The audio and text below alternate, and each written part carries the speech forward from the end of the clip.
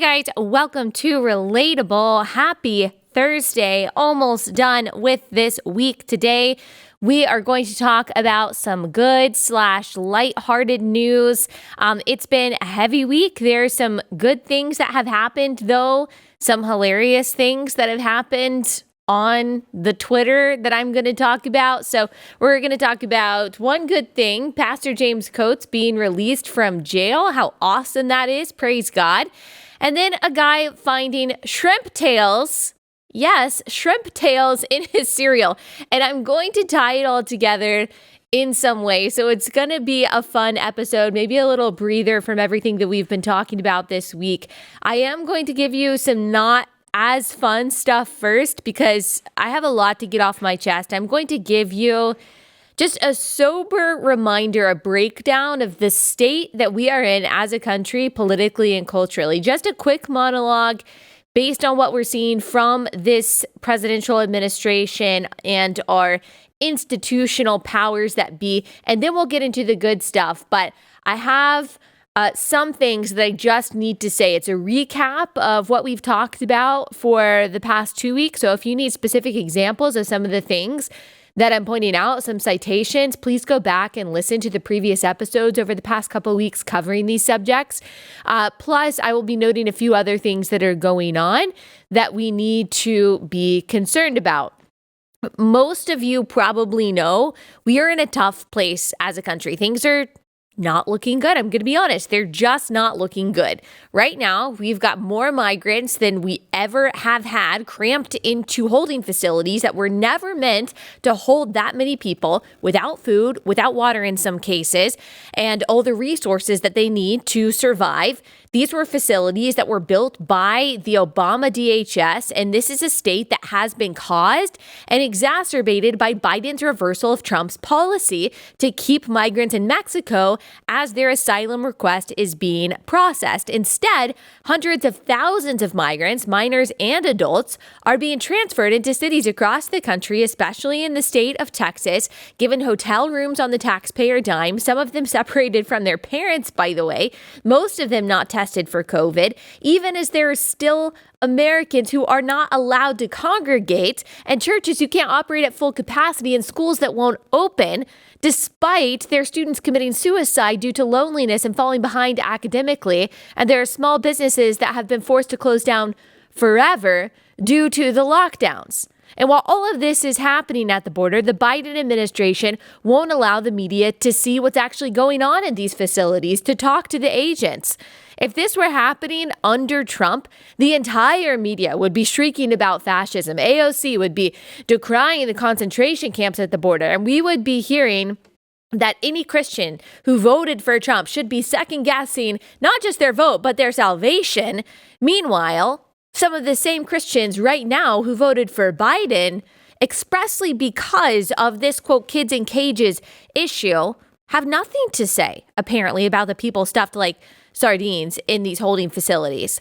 This week, also, Biden's nominee, Xavier Becerra, was confirmed by the Senate as the head of the Department of Health and Human Services. Becerra is infamous for his relentless attacks on pro-life clinics, pushing to force them to advertise for free or cheap abortions and suing Catholic organizations like Little Sisters of the Poor to force them to provide birth control services for their employees as the Attorney General of California and as a congressman for voting against a ban on partial birth abortion. And just as a reminder, and I'm just warning you, this is graphic.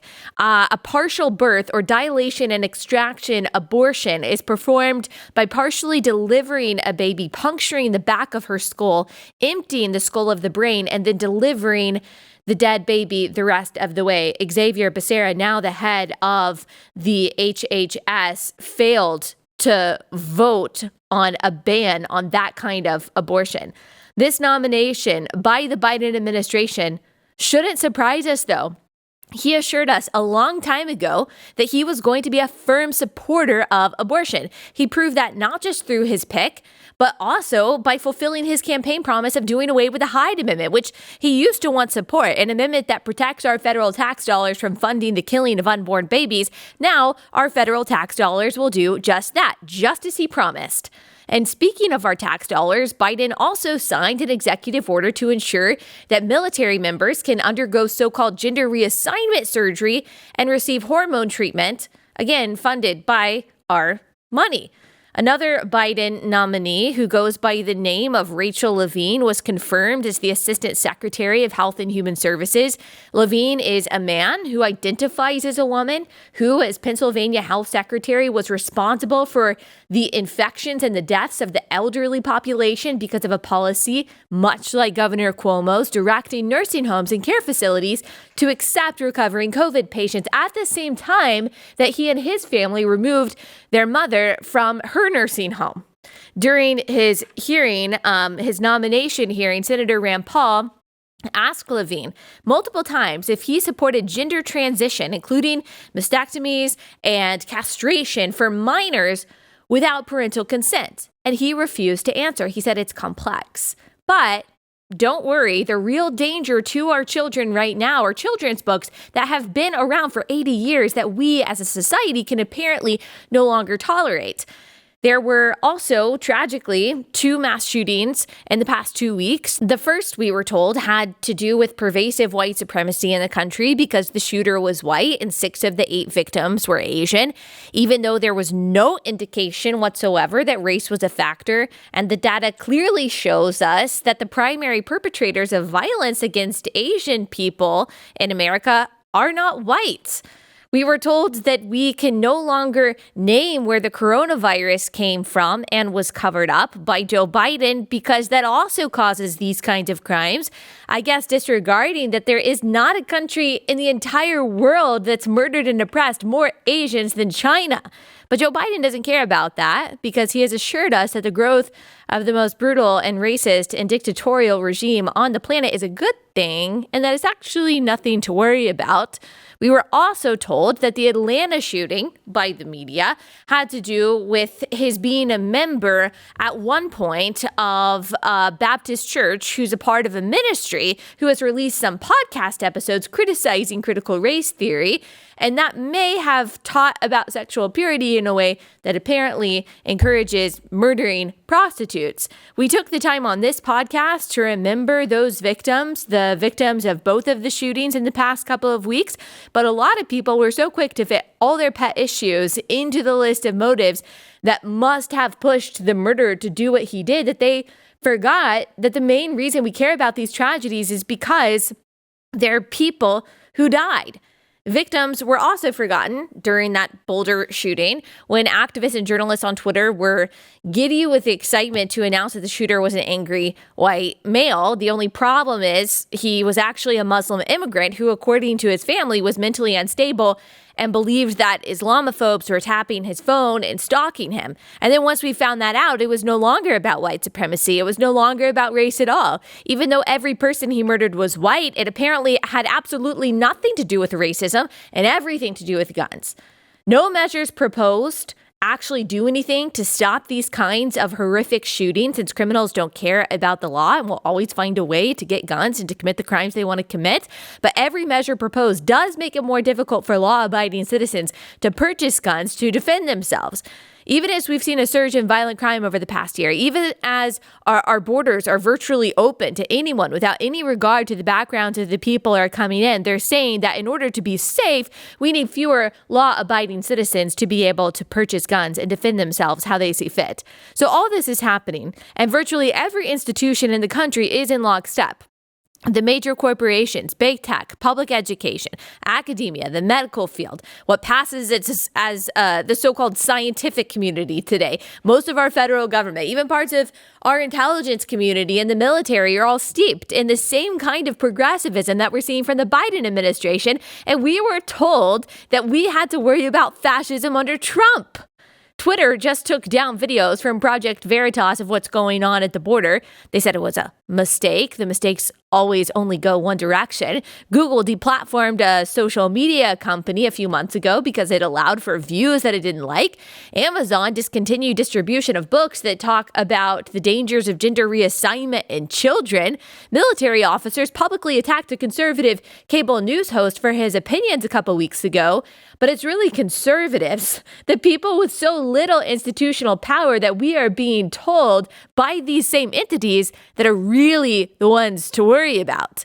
Congress, with the full support of Joe Biden, is pushing legislation that would trample the conscience rights of doctors and the religious liberty of individuals and organizations through the Equality Act. They're pushing a bill to render freelancing nearly impossible and wrecking the economy consequently through the PRO Act. They're trying desperately to transform the voting process so that IDs are no longer required and ballot harvesting is acceptable so that it's impossible for Democrats to ever lose again. They just proposed legislation called the Violence Against Women Act, which sounds really good, but actually says in the act that it seeks to protect people of, quote, all genders and, for example, allows men who identify as women into women's prisons, thereby not protecting women at all. Anything remotely positive that's come out of this party recently or this administration from a conservative or a moderate or a neutral perspective, something like vaccines or stimulus checks, were already well underway while Trump was president. So we can't even give them credit for that. Everything that we as conservatives said would happen if Biden became president and Democrats took over both the House and the Senate will continue to happen. If they manage to get rid of the filibuster, they find a way to pack the Supreme Court, it's game over. And it's not good. I'm not going to lie. I'm not going to sugarcoat it. I haven't even gotten into the huge cultural changes that we're seeing ravage schools and colleges and churches. These changes are happening really quickly. And I just wonder how far we'll go down this road before the well-intentioned people who helped pave this path realize that they've made a mistake. We're looking at a revolution that looks a lot like the ones that we've seen before in China, in Russia, and Venezuela. Go back and read how well those turned out. Not well. Not for those who opposed the revolution, nor for the revolutionaries themselves, by the way. We got to be real about what's going on here. You got to wake up. We're in trouble. Your freedoms and your safety truly are on the line. We can't stick our heads in the sand and pretend to be neutral anymore. Now, I'm not going to leave you there because is all hope lost? No, I don't think so. All hope is never lost. And maybe you can just call me a foolish optimist, but truly, I don't think that all hope is lost. Now, primarily for the Christian, because of God's sovereignty, we know that hope isn't lost. We know that nothing happens outside of his will. Not even a sparrow falls from the sky apart from the Father's will, the Bible says. So nothing that happens here, nothing that's happening right now can either. That doesn't mean that nothing happens outside of his moral will. Of course, people sin and he hates sin, but nothing happens outside of his sovereign will. The Bible is very clear about that. He's not wondering what's going to happen. He's not worried about what's to come. Jesus promises that we will have trouble. 2 Timothy 3:12 tells us that all followers of Christ will be persecuted. Countries go through cycles of really bad and really good. The world goes through these cycles too. The church goes through these cycles. We don't know what's going to happen, but God absolutely does. And while we have no guarantee of things getting better here, we do have a guarantee of enjoying God's perfect joy, his perfect justice and peace for all eternity. And therefore, we get to count it all joy whenever we face trials of many kinds. We trust God that he will one day take care of evil and establish his goodness forevermore, that the gates of hell will not prevail against his church.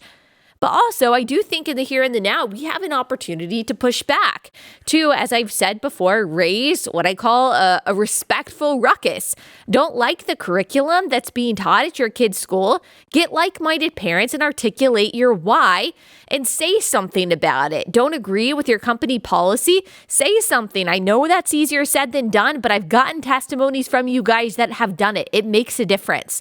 Don't like what your administration at your school or your professor is pushing? Speak up about it. Do you see your friends sharing misinformation? Tell them respectfully, kindly why they're wrong, and then point them toward what's true. Be on the offense in every sphere you occupy. Don't just be prepared to say what you don't believe or don't stand for. Be unashamed about what you do stand for. You are not radical. Let me just remind you of this. You are not radical for believing in God, for placing value on life in the womb, for believing that men and women are men and women, respectively, for defending the right to protect yourself and your family, for knowing that capitalism is better than socialism, for choosing God's definition of justice in place of the phony, secular, social justice performative activism that we see today. You're not a bigot for digging beyond the headlines when a tragedy happens to ensure what's being reported aligns with what is actually true. You're not racist because you believe in simply treating everyone equally. And you don't need to do better or do the work if you're already doing what Jesus tells you to do, pursuing holiness, loving God with all your heart, mind, soul, and strength, and loving your neighbor as yourself according to God's definition of love, not the world's definition. When you see someone being bullied for their views, stand up for them, even if you're scared to. Have absolutely no tolerance for the people who dox and harass and abuse and slander those whose political and religious views they don't like. Stand up to those people and refuse to back down. And refuse, most of all, to tolerate lies. Don't believe them, don't accept them, don't tell them. Not if they come from your pastor, not if they come from me, not if they come from your friends, your parents, your favorite influencer, author, podcaster, the person you think can do no wrong. Weigh everything that you hear, including everything that's said on this podcast, against what is true. And where you find discrepancies, go to that person and talk to them about it. Let us be dogged in our pursuit of the truth in all things, from biblical moral truth to scientific truth to economic truth to political truth. Let us do everything we can to stay tethered to reality and to encourage other people to do so as well. I don't know if America will actually go over the cliff that it's sprinting towards right now. I pray that it doesn't, of course, for the sake of our kids, future generations as well. And I think it's our obligation, though, to pull us back as much as we can. I don't believe in giving up. I care too much about this country. Every time I think about moving somewhere, I can't think about anywhere I would even want to move. And I'm not ready to jump ship. I care about this country, all the people in it, even those that I adamantly disagree with. I care too much to just turn my back on this. That doesn't mean that I believe in creating heaven on earth or that I think America is the promised land or God's kingdom. I don't. It just means that I want us to seek the welfare of the nation in which God has placed us with the time that He's given us, with the resources and the freedoms that we still have. That means loving Him, loving other people, wedding ourselves overtly and relentlessly to the truth. Easier said than done, I know, but totally possible. And I think that history tells us can be culture changing. Speaking of changing the culture, speaking of our voices actually mattering and doing something, I want to talk about an example of this. I want to talk about James Coates, the pastor that was jailed in Alberta, Canada, for refusing to abide by their edicts to keep their congregation at 15% capacity. He wanted to be able to preach the gospel in person to as many people as wanted to hear it.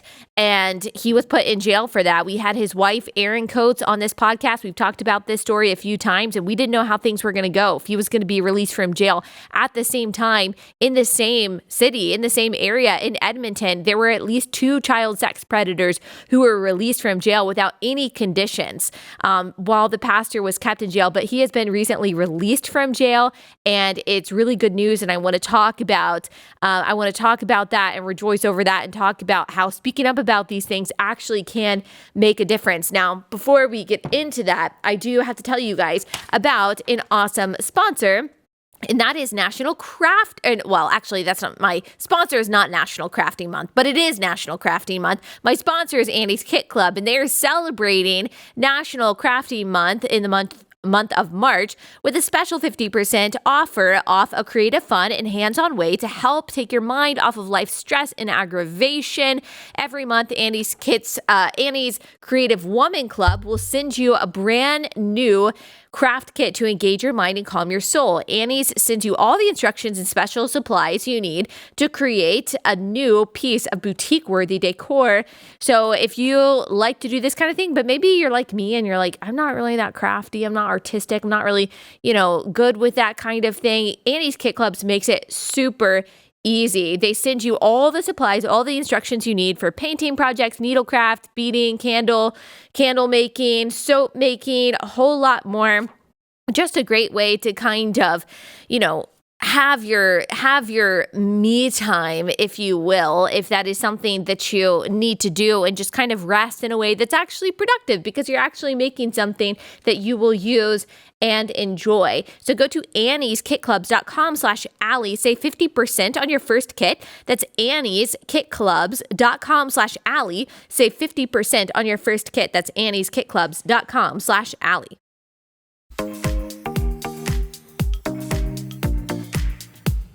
Okay, so according to the Canadian Broadcasting Company, after 35 days in custody, controversial Edmonton pastor is released from jail. The article says an Alberta judge has ruled that jailed Edmonton area pastor James Coates can be released immediately from custody, but must pay a $1,500 fine. He must pay the fine within 12 days, according to a ruling by Judge Jeffrey Champion on Monday. Coates had been in jail for 35 days since February 16th for not following a condition of his original bail release that he not hold church services because he was violating public health measures designed to combat the spread of COVID-19. So he originally was arrested because, like I said, he wouldn't follow that 15% capacity rule that they had in place for churches, but didn't have in place, by the way, for other kinds of businesses, because he believed that people should have the choice to come to church in person or not. They would take whatever precautions they felt like were wise to take, and people could not come. They had a virtual stream that people could watch if they wanted to, but for everyone who wanted to show up to worship in person and hear the gospel, he wanted to be able to do that. He didn't want to put any inhibitions or any obstacles in the way of people hearing the gospel and coming to church in person. And for that, he was placed in jail. And as we talked about, there were a lot of Christians who were clamoring to try to say, oh, this is terrible. I think it was Andy Stanley who actually said that he was embarrassed by Christians doing things like this. And we have just completely railed against that line of thinking on this podcast. Again, you can go back and listen to the couple episodes that we've already done on this situation. But he and his family stood for the gospel. They stood for his responsibility as a shepherd of their church. And I understand there are some very well-meaning Christians like that you've reached out to me. You disagreed with how he handled this situation. So I want to be fair too. Not everyone who disagreed with James Coates was the kind of, I think, very malicious, eye-rolling person who said that they were embarrassed by him taking a stand and who tried to minimize this as a form of persecution. Some people just really disagreed with how he went about it and thought maybe there were different ways to do it, whatever. There were people who did that in respectful ways and still continued to pray for him and his family. And I want to make sure that there are two different categories that we are talking about. I'm not just saying there were people who supported James Coates and were very nice, and there were people who didn't support James Coates and were very mean. There are a lot of people who fell along different places on the spectrum when it comes to this. Ultimately, I think the right response for us is to say, yes, this pastor was treated unfairly when we see that those two sex offenders were released and he was kept in jail. And all he wanted to do was to be able to operate at full capacity if the church wanted to come. And that's his responsibility as the shepherd of his church. And he just continued to preach the gospel. He was put in jail for that. I think we as Christians should be able to rightly say that's injustice. And we should, at the very least, be praying for him and his family. So that's where we landed on this podcast. And we talked to his wife, and we just didn't know at that point how it was going to go. They tried to appeal his case.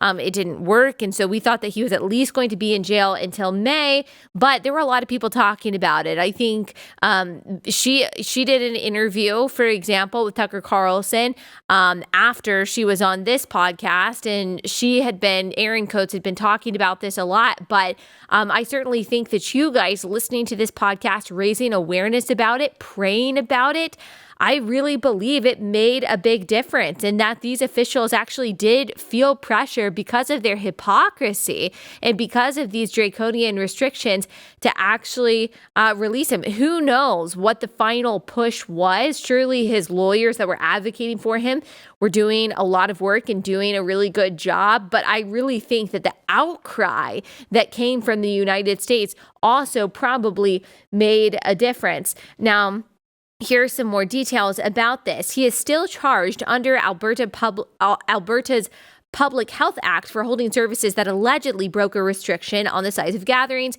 A trial is scheduled to begin May 3rd. So he still has to go to trial at the beginning of May. He's just not in jail. He's reunited with his family right now. His lawyer, James Kitchen, told Coates' bail hearing earlier this month that Coates can't follow a bail condition that forbids him from holding services because that would violate his conscience by disobeying God. That's what they tried to say, that, hey, you can get out of jail whenever you want to. You can't hold church services. And he was like, no, not going to do that. That kind of defeats the whole purpose of this whole thing. And so Kitchen says this is a matter of deep-seated personal conscience and religious beliefs for Pastor Coates. He is unable to disobey the God he believes in. He is compelled to obey, as are his congregants. The church has continued to hold services despite Coates being in custody. The Edmonton Journal tells it like this: Grace Life Pastor James Coates, handed $1,500 fine, is released from remand center. Pastor James Coates of Grace Life Church appeared virtually in Stony Plain Provincial Court from the remand center, dressed in an orange and black jumpsuit to submit his plea Monday morning. His defense team proposed a joint submission with the Crown of a $100 fine for breaching a court undertaking to follow health regulations.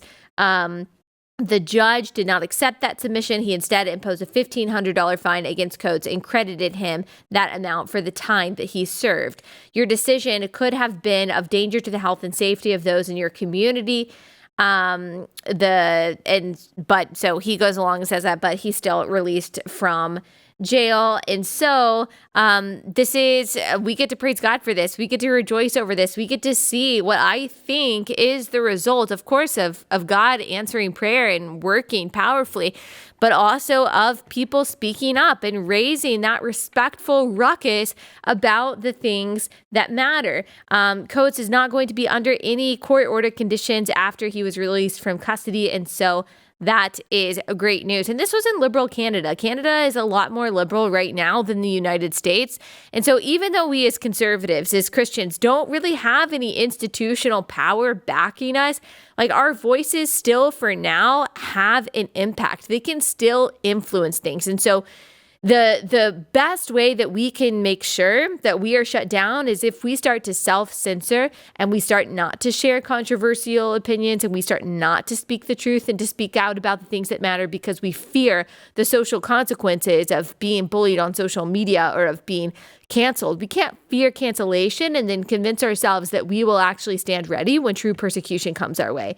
So let us be bold now on behalf of other people and on behalf of the things that matter. Now, speaking of speaking up and making a difference, we got to talk about Cinnamon Toast Crunch and shrimp tails. This is not a typical story that we talk about on this podcast because it's not serious. I mean, it's kind of serious, but it doesn't have to do with any political or social issues. I was just cracking up at how this whole saga has gone down. And so I've got to tell you about it. I just thought that this would be a fun way to end the week. And so that's what we're going to do. We're going to talk about Shrimp Cinnamon Toast Crunch Gate. Now, before I get into that, I do want to tell you guys about my last sponsor, and that is Bambi. So if you are running a small business right now, you are trying to make ends meet. Maybe you're trying to get through this past year, which has been so hard on small businesses. HR issues are something that you just don't want to deal with. They are expensive. It's so expensive to hire a full-time HR manager. If you're a small business owner, you might have to pay them what the average salary is for those HR managers, which is $70,000 a year. And that's a lot of change if you are just trying to keep your business afloat, or if you're just a smaller business trying to make a profit. That's probably something that you don't want to spend money on, but you still need someone to manage those issues because HR issues can also crush a small business. Bambee, spelled B-A-M-B-E-E, was created specifically for this reason. You get a dedicated HR manager from Bambee that crafts your HR policy, it maintains your compliance, all for only $99 a month. So with Bambee, you change HR from your biggest liability to your biggest strength. Your dedicated HR manager is available by phone, email, or real-time chat. They customize your policies to fit your business and help you manage your employees day to day for just $99 a month. It's month to month. There's no hidden fees. You can cancel at any time, so it really is easy. You're not locking into like this long-term contract. Let Bambee help help get your free HR audit today, go to Bambee, that's BAMBEE.com/Allie to schedule your free HR audit. That's Bambee.com/Allie, Bambee.com/Allie.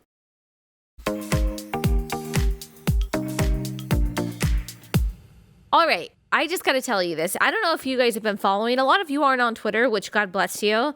I don't blame you at all. It's a place where the silliest, most self-important people in the world gather to lose brain cells. And I unfortunately allow myself to be a part of that. But I really have tried to kind of like detach myself from it and not be on Twitter as much because it really is just mind-numbing and can be so toxic. But sometimes there are these viral things that go on Twitter that make it at least kind of worth it. And one of them is Cinnamon Toast Crunch Shrimp Tails Gate. If that sounds disgusting, that's because it is. So if you're eating a bowl of Cinnamon Toast Crunch right now, I would recommend not doing that because you're probably going to lose your appetite. Let me tell you this. This is hilarious. Jensen Karp, a comedian and writer in Los Angeles, he's married to Danielle Fishel Karp, who, so just like, by the way, someone pointed this out. Like, his name is Jensen Karp.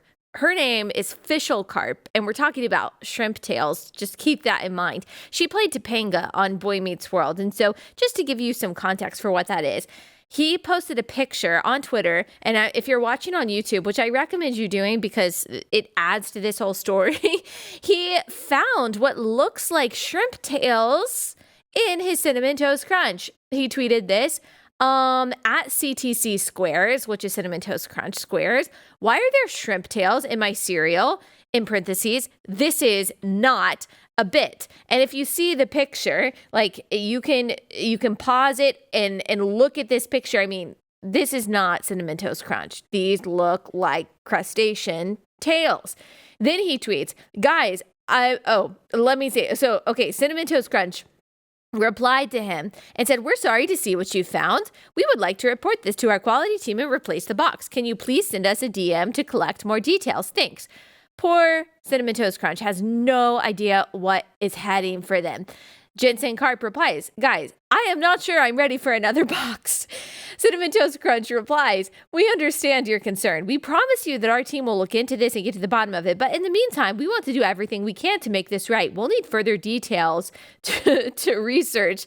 He then posts this picture of like a shrimp man and says, okay, I have sent you a DM. Fair warning, I look different since eating your cereal today. And you really have to watch this to get the full effect.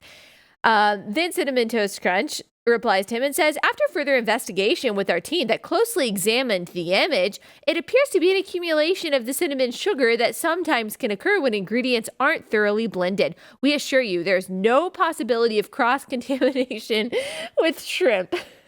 He replies, okay, well, after further investigation with my eyes... These are cinnamon-coated shrimp tails, you weirdos. I wasn't all that mad until now. You tried to gaslight me, ? And he posts another picture of the shrimp tails in his hand. Oh my gosh. It's not. So they tried to say, dude, you're crazy. There's no possibility of this. They're not shrimp tails. And then he posts a picture of their DMs where they're going back and forth. And he says, I think we've all dated someone like Cinnamon Toast Crunch, because Cinnamon Toast Crunch reached out to him and said, thank you, Jensen. We would like to also send you some General Mills vouchers for this unpleasant experience. If that's okay with you, we'll send them right away. He said, no, you just told me it wasn't shrimp tails. And then he tweets the rest of their conversation. He says, there's still time to save this, guys. They are shrimp tails.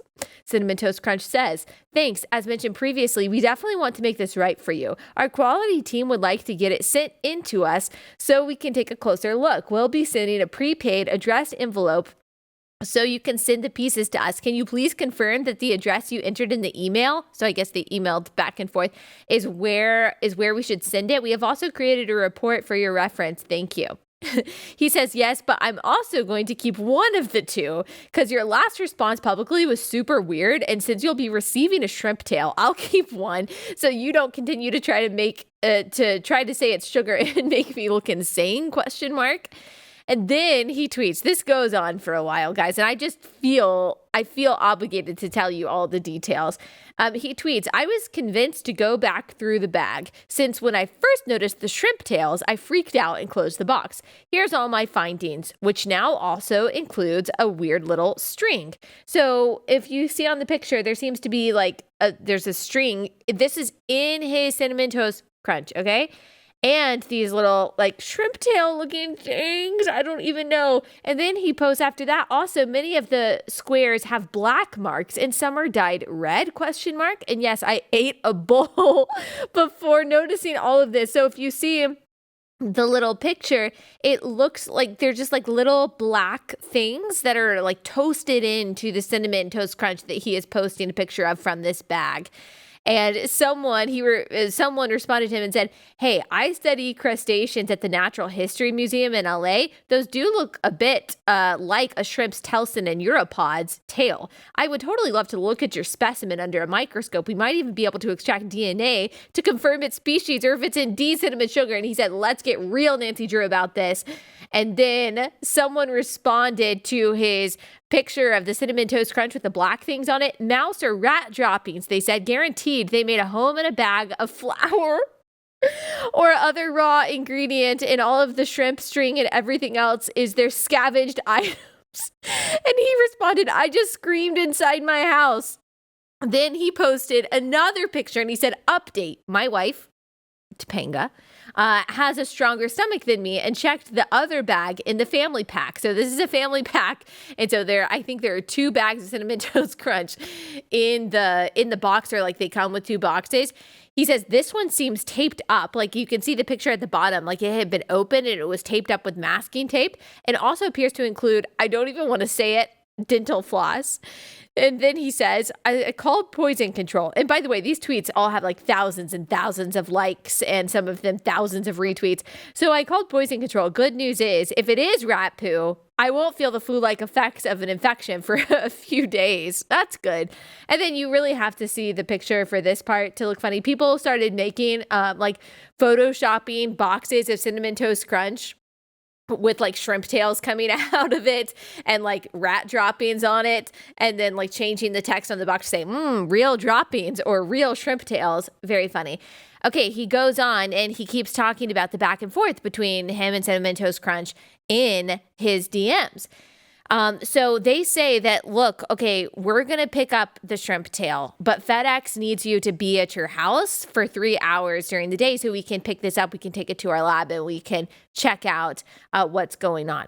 And he responds, I won't be giving you the stuff, especially as last I heard from you, it was an envelope. Again, your tweet calling it sugar was super weird. And I just love how into this he is. And the fact that you haven't said anything to the contrary doesn't allow me to trust you with it at all. You're being super sketchy and odd when this was a very easy PR response to make people feel assured you care about your products. And then he says, please email me, blah, blah, blah. And then he posts a picture of him going with his Cinnamon Toast Crunch box to a lab. The Cinnamon Toast Crunch box is it's seat belted and it's strapped into the front seat of his car. They're going to a lab. And then he posts emails from this. I mean, this is just a PR nightmare for Cinnamon Toast Crunch. Who the heck is communicating with him? So he is communicating with General Mills, the company who makes Cinnamon Toast Crunch, over email. They say, thank you for getting back to us. If you are unwilling to send the items in serial packaging to us, please provide these items to your local law enforcement. This may be product tampering and we need the opportunity to investigate the packaging. And then this part, I think I can hold it together. I read this last night and literally burst out laughing. So he responds to that email saying, okay, the police you want to involve for your investigation can call me at the number I initially sent you or by contacting me at this email. I'm not walking into a random police station yelling, here's the shrimp tails that General Mills wants, like it's a smoking like it's a smoking gun from a murder. I also didn't get back to you. You got back to me. This is the first email I've received from you. We've only spoken over Twitter direct message. I did email you initially through the submission form, which you are replying to for the first time here. You guys are an insane mess of a company. So it's starting to finish out here. Jensen says, I am happy to report a carcinologist, a crustacean researcher that works at NHMLA, is going to morphologically identify the shrimp using microscopy, and he will work with a team of researchers to use DNA to try and identify the putative shrimp down to species. This is happening. They also are paying for this to be done, which is helpful when a corporation is telling the internet, I actually found wads of sugar. So basically, my shrimp got a scholarship. Oh, so that's all we know right now. The last he posted, I just checked. He said he's no real update. This was yesterday. I'm not posting about this all day. Again, waiting for the envelope I agreed on from General Mills to send them back pieces of some of a shrimp tail. We'll leave home for DNA testing at noon. They grow up so fast. And so I, of course, will keep you updated on this story. But this just goes to show that speaking up about things can really make a difference. I mean, this was the wrong guy to have this kind of stuff happen to, because this is blown up into like a huge story. Like people are actually legitimately talking about this. I kind of feel bad for Cinnamon Toast Crunch, but I also don't, because this could have happened to people who don't have this kind of platform. And this is like disgusting. This is disgusting. This makes me not want to eat cereal ever again. Again, if you're listening to this, you have to go watch this on YouTube so you can get the full effect of all these tweets. So the point of today is it all ties together. It's to speak up about the things that matter, because you never know the difference that it could make. All right, I'll be back here on Monday.